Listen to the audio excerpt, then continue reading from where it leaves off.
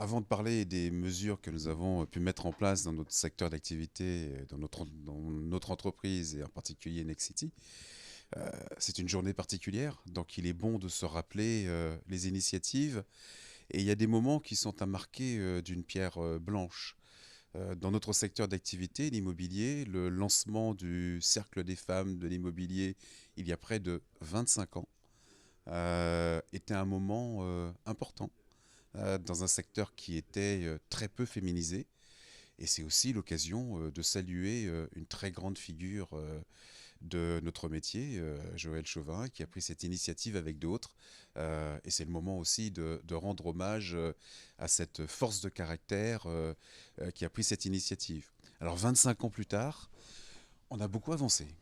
On a beaucoup avancé dans le métier d'abord, parce que le cercle de l'immobilier a pris ensuite, quelques années plus tard, en 2021 l'initiative de lancer un travail d'analyse sur le secteur qui a donné lieu à un livre blanc. Ce livre blanc a permis d'aboutir à une charte de l'égalité professionnelle. Et cette charte a amené près de 120 acteurs du métier à s'engager sur des propositions fortes. Rien que ça, c'est déjà un progrès important. Prise de conscience, engagement professionnel, engagement public des dirigeants, signature, qui fait que finalement, on a tous des comptes à rendre quand on prend des engagements. Puis le troisième élément qu'on peut marquer d'une pierre blanche, c'est que très, très vite après, on a mis en place un observatoire de la parité qui a été mis en place début 2022. Cet observatoire de la parité, cette espèce, c'est un peu la vigie de la profession qui nous permet de savoir si effectivement nous respectons bien les engagements que nous nous sommes collectivement, que nous avons collectivement pris, et puis ensuite qui trace la voie sur les comportements exemplaires ou la promotion qui reste à faire de l'égalité professionnelle au sein de la profession. Donc voilà pour ce propos introductif, parce que quand même le moment est symbolique. Et puis ensuite, si je pouvais en 2 mots dire sur mon activité à moi et dans le cadre de Nexity, je dirais d'abord, nous avons la particularité d'avoir un métier qui est composé de promotion et de services, d'activités de services liées à la promotion. Du fait de ce mixte promotion et activité de service, nous avons un taux de féminisation très élevé, 62% des femmes dans notre effectif. Ça doit donc nécessairement se traduire aussi dans la structure managériale de l'entreprise, et c'est bien le cas. Plus de 50% des cadres de l'entreprise sont des femmes, et près de 47% des membres du comité exécutif sont des femmes. Donc de ce point de vue, nous sommes exemplaires, mais en même temps, c'est aussi lié à la sociologie de nos métiers, et c'est un point qu'il faut souligner. C'est-à-dire que on ne peut pas exercer des métiers si ils ne ressemblent pas à ceux qui les vivent au quotidien. Et donc c'est un petit peu naturel que nous retrouvons ces niveaux de performance dans une entreprise ayant la structure de métier que nous avons. Alors c'est un peu particulier, je travaille à la ville de Paris, donc pas seulement dans l'immobilier évidemment, puisque la ville couvre un champ beaucoup plus large, même si effectivement l'immobilier est un très grand champ pour nous, puisque la ville est propriétaire de près de 6 000 bâtiments, qui représentent un peu plus de 8,5 millions de mètres carrés, dans Paris et hors de Paris. Alors concrètement, la ville de Paris, donc c'est un peu plus de 52 000 agents. Et comme tu le disais, on est alors pour le coup à 55% de taux de féminisation avec une répartition au niveau des cadres un peu plus féminine. Je crois qu'on est à un peu plus de 67% de cadres femmes. Voilà. Et puis sinon, ça se décline dans les autres catégories de professions de manière assez égalitaire, assez paritaire. Alors, je ne vais pas revenir sur le propos de Jean-Claude, je fais partie des co-autrices du livre blanc. Donc c'est très intéressant de travailler à la fois avec cette vision, j'allais dire publique, et puis voir comment fonctionne le monde du privé. Le fait de travailler, donc d'être membre à la fois du Cercle des femmes et de l'Observatoire de la Charte de la parité, permet de faire rencontrer les meilleures idées les bonnes pratiques pour pouvoir les partager à la fois dans les deux secteurs, que ce soit dans la structure publique Ville de Paris ou les reverser également au sein de l'Observatoire.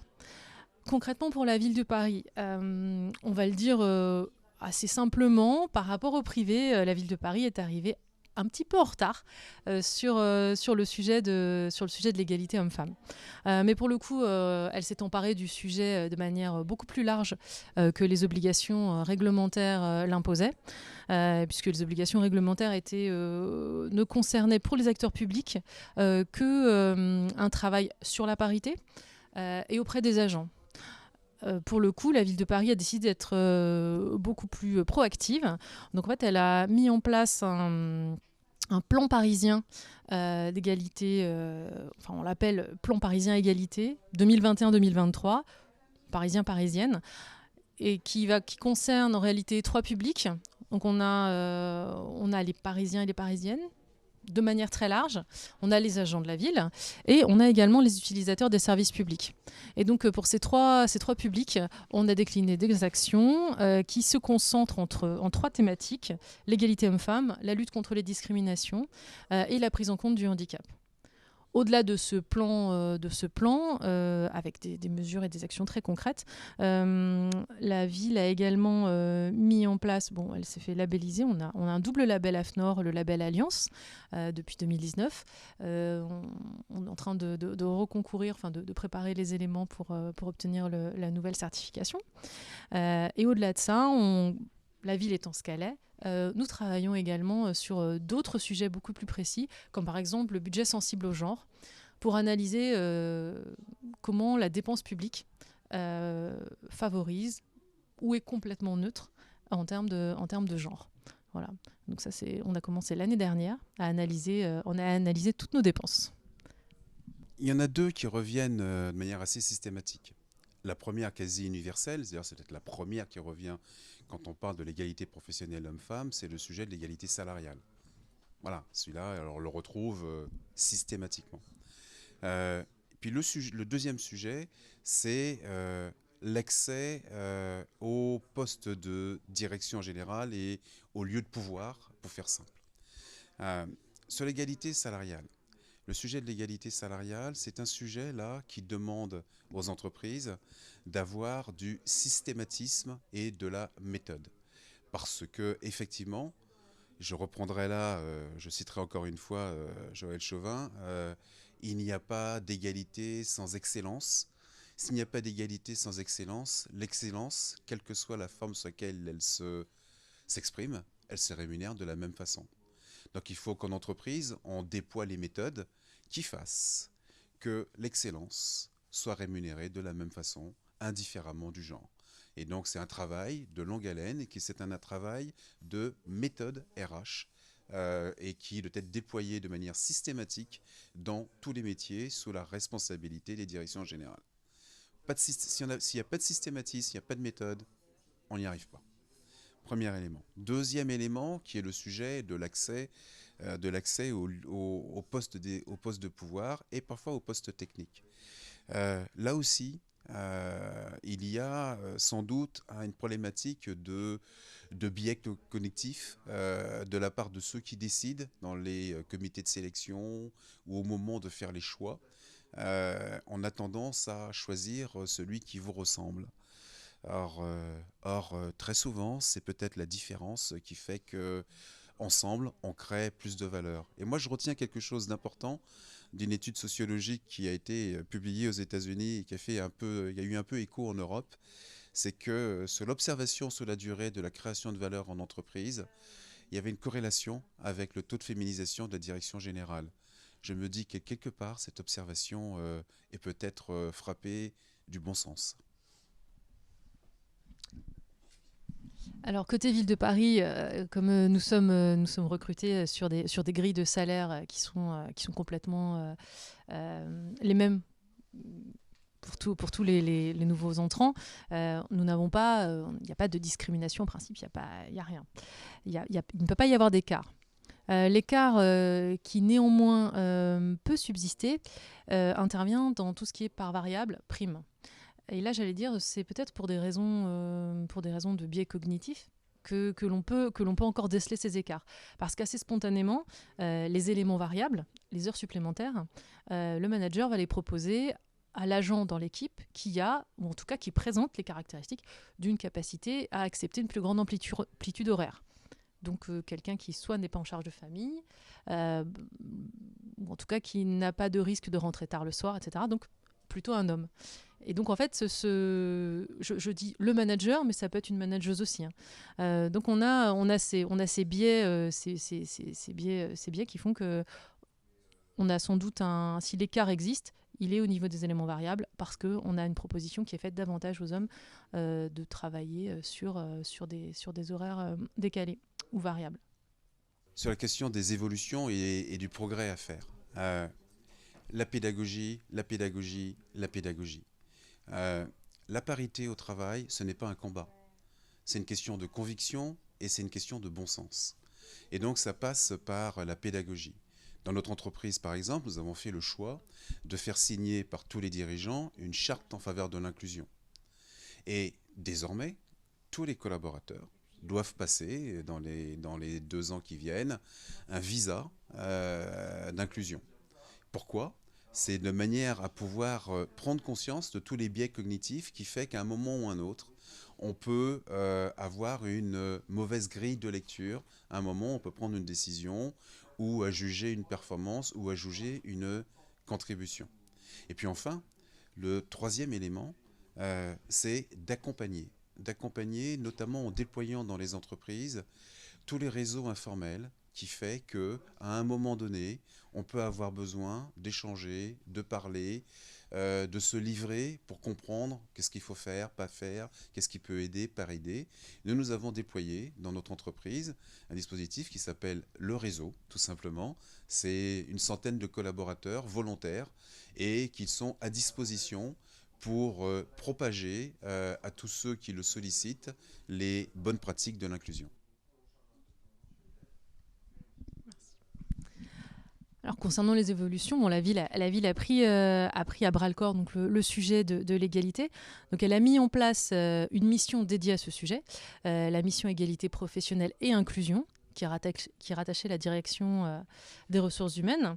Et puis, j'allais dire de manière assez spontanée, se sont créés des réseaux de femmes au sein de la ville.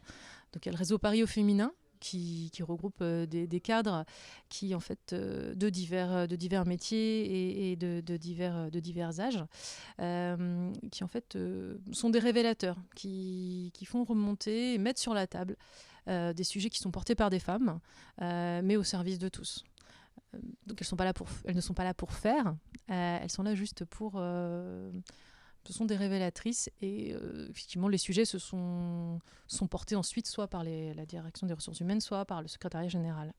On a aussi un autre réseau de femmes qui s'est mis en place, qui est le réseau des femmes éboueurs au sein de la ville, pareil, de manière spontanée, qui permet d'échanger sur le quotidien et d'échanger sur les bonnes pratiques. Donc ces réseaux de femmes ça permettent de faire remonter donc des sujets qui sont complètement en prise avec le quotidien. Ça permet d'être en prise avec les réalités du terrain, donc de faire remonter les sujets et de bâtir une politique égalité qui colle effectivement avec les attentes des agents. Et ça permet surtout, une fois que la politique égalité, ou en tout cas les mesures qui sont envisagées sont mises en place, de les faire redescendre et surtout de faire adhérer le maximum d'agents, ou en tout cas de les entraîner, et comme tu le disais, pour le réseau, de diffuser beaucoup plus facilement des idées ou des pratiques qui en fait sont des bonnes idées qui viennent de la base, j'ai envie de dire. Voilà. Donc le cercle est assez vertueux et franchement j'encourage, nous avons pu le faire au sein de la ville de Paris et ça fait partie des bonnes pratiques je pense que nous allons évoquer prochainement dans notre commission au sein de l'Observatoire de la Charte. Faciliter au sein de vos structures la mise en place de réseaux spontanés avec ce partage de bonnes pratiques, puisque bon, évidemment l'idée c'est de mettre en avant ce qui se fait de mieux, ce qui fonctionne. Bon, ce qui ne marche pas, on l'oublie, ça n'a pas d'intérêt.